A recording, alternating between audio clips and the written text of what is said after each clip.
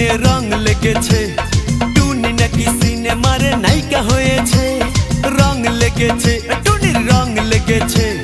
টুনি নাকি সিনেমার নায়িকা হয়েছে